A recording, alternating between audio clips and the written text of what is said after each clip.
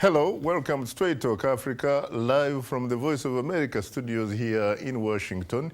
It's Wednesday, September 19th. I am Shaka Sali.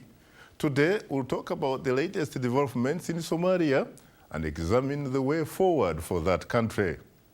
The Somali port city of Kismayo has become a vital battleground between Al-Shabaab and the African Union peacekeeping force. The recapture of the port city has been its goal since November of last year.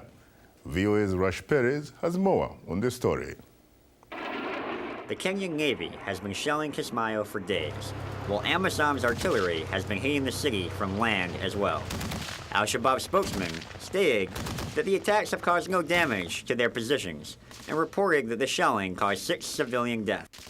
Steve McDonald, head of the Africa program at the Woodrow Wilson Center, has written extensively about the region and had this to say about the increased effectiveness of Amisom.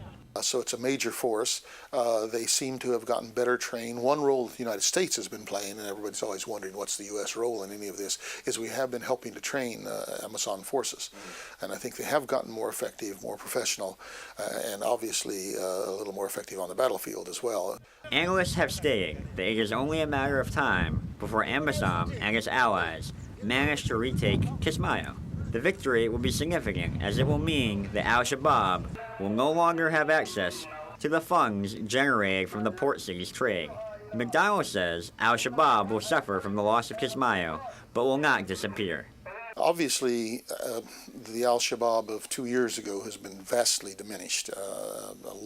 Heavy losses, including over these last few days, to their fighters, and a big loss of land. And the Kismayo area is, or the southern tier was a major stronghold for them. Kismayo was the centerpiece of that, is the centerpiece of that.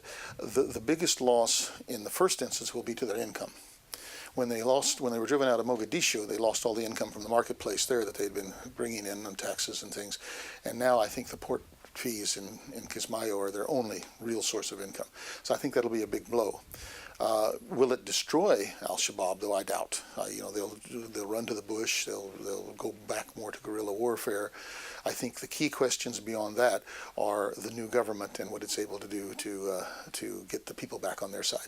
Many analysts believe that while Amisom has done a great job, the key to peace in Somalia will come from the new government and not through any military offensives. Morgan Roach from the Heritage Foundation had this to say about the path forward for Somalia. I think it's important to mention that Amisom a military solution is not the key to solving the crisis in Somalia.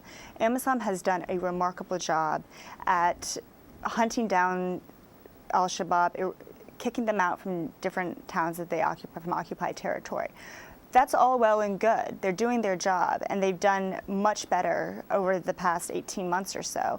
However, the problem is governance. Unless you have good democratic representative governance in Somalia, this crisis is not going to end. Earlier this month, the Somalian parliament voted for a new government, electing Hassan Sheikh Mohamudou as the new president.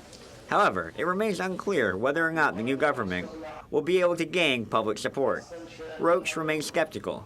We have an incomplete Somali parliament, 225 members. Incomplete. It's supposed to be 275 members. They're 50 members short. The speaker is undemocratically elected. Parliament is undemocratically elected. The Constitution, as mandated by the Transitional Charter, was supposed to be a popular referendum and undergo popular consultations with the Somali people. That didn't happen. It was voted on by the National Constituent Assembly. The future for Somalia may be uncertain, but there is no doubt that whatever happens in the next few months will be significant for the country and for the region as a whole. Perez, VOA News.